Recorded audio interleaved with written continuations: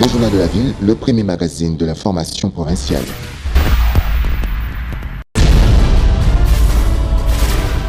Tout de suite, le journal.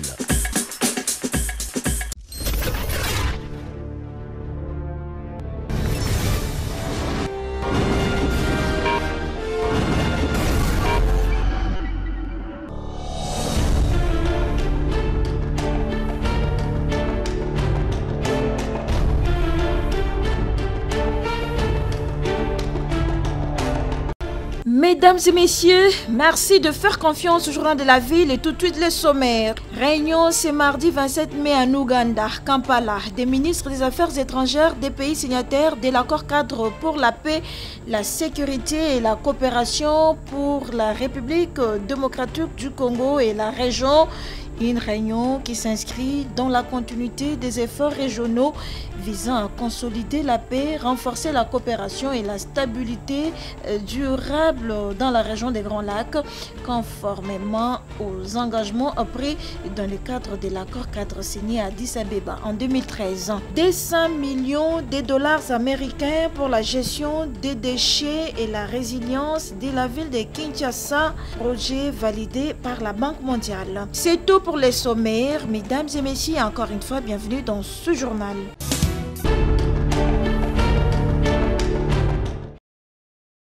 Kinshasa, capitale de la République démocratique du Congo, la Banque mondiale valide un projet de plus de 200 millions de dollars américains pour la gestion des déchets et la résilience de la ville. Ce soutien de la Banque mondiale à l'action du gouvernement provincial a constitué l'ordre du jour d'une séance de travail ce mercredi 27 mai 2025 entre l'exécutif provincial et une délégation de cette institution conduite par Catalina Marulanda, responsable en matière d'urbanisme, de résilience et du foncier pour l'Afrique de l'Est et Australie. C'est pour voir dans quelle mesure la Banque mondiale peut appuyer les efforts du gouvernement provincial dans la gestion des immondices et de l'assainissement que ce projet de plus de 200 millions de dollars vient d'être approuvé afin d'améliorer la résilience de la ville à travers les interventions de prévention et la construction des infrastructures, a déclaré Catalina Marulanda. Soulignons que ce financement a été rendu possible grâce à la nouvelle gouvernance impulsée à la tête de la ville-province de Kinshasa par le gouverneur Daniel Bumba, qui a notamment récupéré la décharge finale d'Impassa, spoliée pendant une dizaine d'années en date du 30 janvier dernier.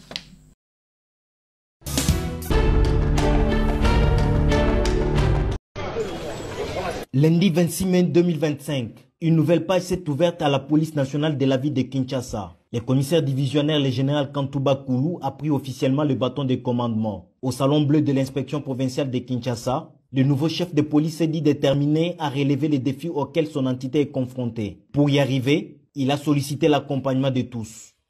J'espère que nous allons prendre ces bateaux aujourd'hui, commandés par le commissaire divisionnaire Kantouba d'Israël. Il y aura des matériaux, il y aura des lasers et des mécaniciens de bord. Je m'en vais ici vous rappeler une chose. Quand un bateau chavire, donc tout ce qui est à bord, si on peut secourir les passagers, sauver certains matériels, soit marchandises, mais l'équipage servir avec les bâtiments. Donc, ne croyez pas que je vais chercher des vaisselles et que vous serez vivants, à moins que vous soyez missionnaires. Accompagnement, mais aussi gratitude, d'abord envers son Dieu qui a permis que l'événement du jour ait lieu, puis envers le commandant suprême des forces armées et de la police nationale pour l'avoir nommé commissaire provincial et élevé au rang de commissaire divisionnaire. Bien avant lui, les représentants du commissaire provincial sortant a rappelé les défis majeurs à relever, les banditismes urbains, les embouteillages et l'assainissement de la ville pour ne citer que cela. Face à ces défis, la population sera selon le général Kantou le thermomètre de la police. À elle, il a adressé un message spécial en lingala.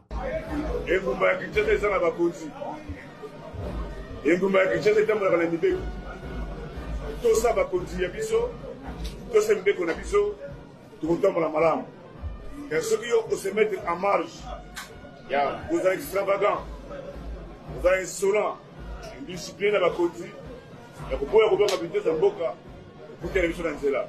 Donc, deux ans à Gonga Mingité, vieux de vivre l'eau, donc il y a un moment là, on a bandakala. Donc, on a l'eau.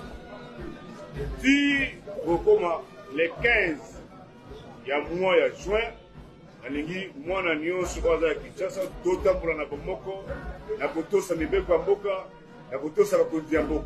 La cérémonie du jour s'est clôturée par une photo des familles sous une ambiance qui rappelle instamment à tous la loi, l'unité et patrie, la devise chère à la police.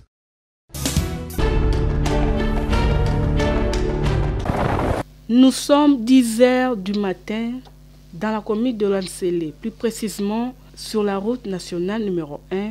Et comme vous pouvez le constater sur ces images, plusieurs véhicules de livraison à domicile sont en pleine circulation, alors que les autorités de la ville ont interdit toute circulation de ce genre de véhicules pendant la journée, excepté la nuit de 22 h à 5 h du matin. Face à ce non-respect des décisions du tutelle et dans le but d'appliquer la loi, plusieurs véhicules ont été arrêtés et les chauffeurs interpellés par les majors Kachalamboui de ces districts. Bonjour monsieur, n'est-ce pas les suppléments que j'ai délivrés pendant la journée? Vous n'êtes pas informé?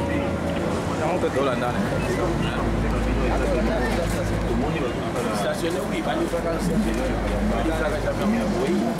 c'est ça. Pendant la journée, on ne peut jamais le faire. Yo yego livrer na dépôt na bino euti kuna na Kingabo ye kotika awa na dépôt kozala kaka merci madame livraison n'a pas pris livraison à quelle heure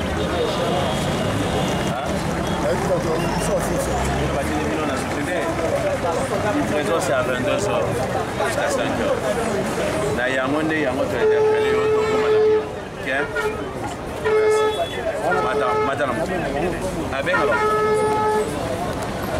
Cette décision a été prise par les autorités pour éviter les embouteillages et réduire à la baisse les taux des accidents de circulation. Les conducteurs sont tenus à respecter les consignes au risque de subir la rigueur de la loi.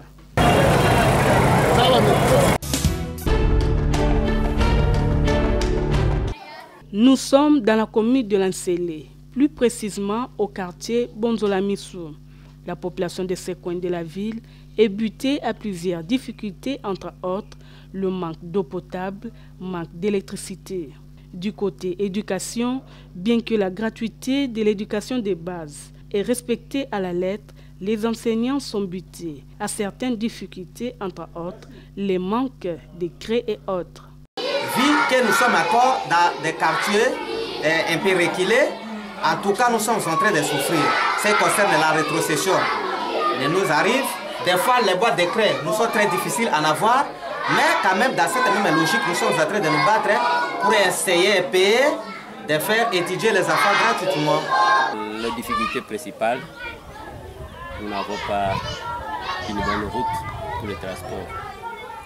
Et encore, on n'a pas de courant, plus encore, on n'a pas même un bon marché pour acheter les aliments.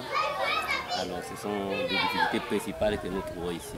Nous avons des difficultés, ya mbongo, tuzana wenze ya munene, ya kobonsa pe nzela, ya courant ekotaboye. Air Force, tout dépense à 5 000. À cela s'ajoute le manque de routes fiables. La seule grande route qui existe se trouve dans un état de délabrement très avancé. Difficile pour les véhicules d'y circuler, seuls les taxis-motos se permettent de rouler sur cette artère avec plusieurs difficultés. Face à cette situation, ils implorent les autorités de la ville à s'impliquer personnellement. Tozo souffrir makasi baninga mususu bazo bula makadam biso awa maotro. Tozo mataba ngomba kuna so tali ngomba na kuna keti kote aziko. Menzela biso eza mabe makasi. Basalela biso nzela. So basalela biso nzela sava. Gérer la piété, sans moto mobulu sima donc ekoma balandela biso bisika banzela eza entre banda Air Force ti popota boye entre nde yango wana nzela batya nzela baorganisation ya bie eza baekole l'hôpital to baprojet eza ya makasi. Le quartier Bonzolamisu, Ansele, comme tout autre quartier de Kinshasa, mérite une attention particulière des autorités de la ville afin de trouver une solution durable à leurs problèmes.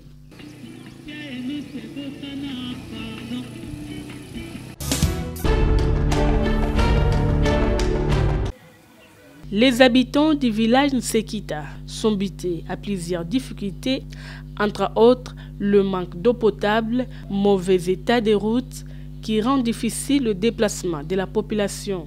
Du côté éducation, les enfants de Manenga Nsekita bénéficient de la gratuité de l'enseignement primaire, certes. Cependant, les bâtiments d'école se trouvent dans un état déplorable.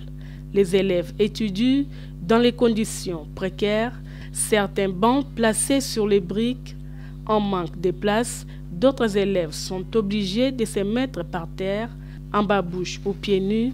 L'enseignant, quant à lui, dispense quand même les matières. Une autre difficulté, c'est le manque d'hôpitaux adéquats. Le seul centre de santé qui existe dans ces villages manque de matériel, même les lits pour placer les malades sont comptés au bout des doigts. Face à cette situation, la population lance un SOS. Vous voyez l'état actuellement que nous sommes en train de courir, c'est un peu difficile. Vous voyez l'état des bureaux, les enfants souffrent, nous-mêmes on manque même là où on peut s'asseoir, on n'a même pas de table.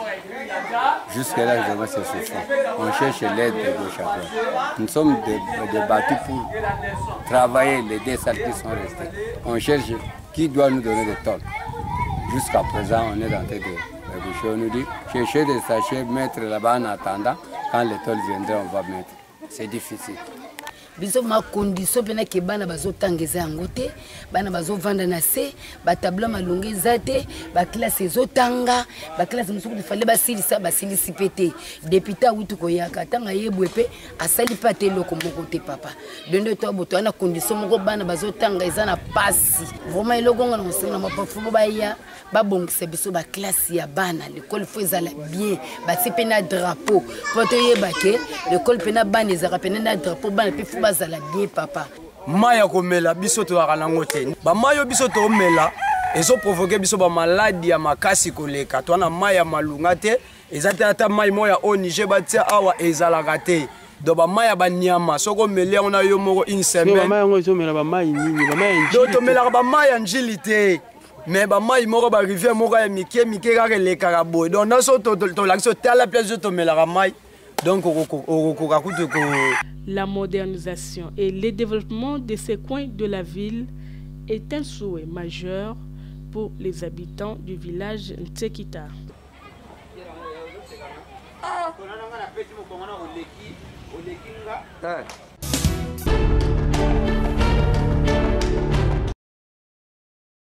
Dans la salle d'opération, tout le monde s'active pour prêter main forte à l'équipe médicale sous le son des différentes machines.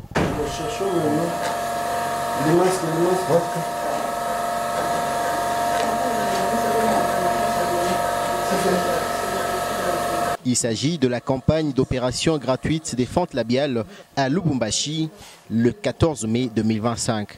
L'action a été posée par des équipes des cliniques universitaires et l'hôpital Jason Sendwe, a indiqué le docteur Foreman Mabala. Pour le fente labiale palatine, pour le point d'opération qui nous sponsorise entre les deux institutions hospitalières, donc Sendwe et les cliniques universitaires. Donc c'est une équipe purement congolaise qui va montrer comment est-ce que nous procédons, comment est-ce que nous y allons pour faire ces actions. Plusieurs enfants ont bénéficié de cette prise en charge sans que les parents n'aient de bourse le moindre frais. Remercier le chef de l'État, Félix-Antoine Tshisekedi Tshilombo, pour avoir initié les soins gratuits, notamment pour les enfants. C'est ce qu'ont fait les parents.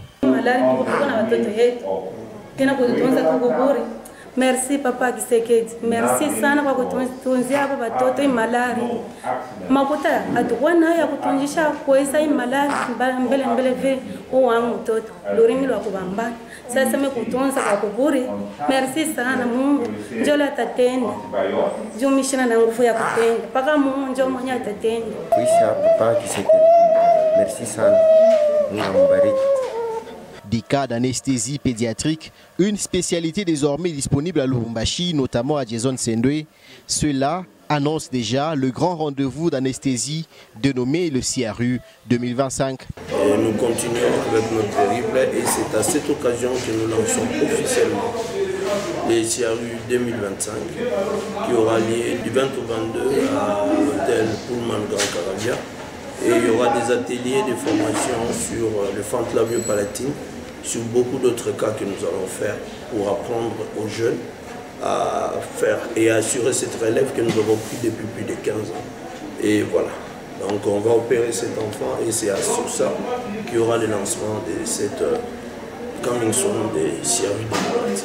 Signalant que ces opérations sont effectuées gratuitement, l'objectif est de redonner le sourire aux nombreux parents dont les enfants sont nés avec des malformations.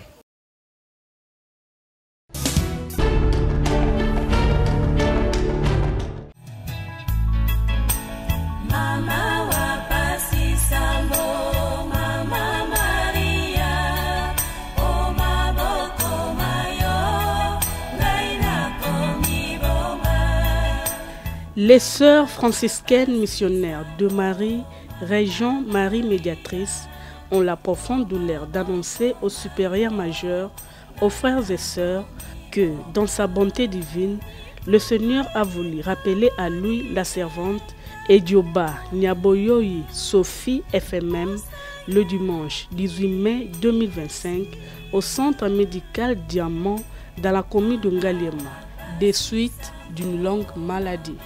La prière en mémoire de la sœur Sophie Edioba est organisée chez les sœurs franciscaines missionnaires de Marie dans la sainte de la communauté Saint-Michel de la clinique Ngaliema à Gombe sur l'avenue Colonel Tchati, numéro 7205. Les programmes des obsèques se présentent de la manière suivante. Jeudi 29 mai 2025 à 18h juste, célébration eucharistique dans la sainte de la clinique Ngaliema à Gombe, précisément au couvent des sœurs franciscaines missionnaires de Marie, FMM. Vendredi 30 mai 2025, 7h juste, levée du corps à la morgue de la clinique Ngaliema, suivi du recueillement dans la salle Arche. 8h juste, départ pour la paroisse Sainte-Marie de Kimwenza, commune de Mongafula. 10h juste, messe de funérailles suivie de l'inhumation au noviciat des sœurs franciscaines missionnaires de Marie à Kimwenza. Communiqué signé Sœur Marie-Louise Lukumbu, franciscaine missionnaire de Marie, secrétaire régionale.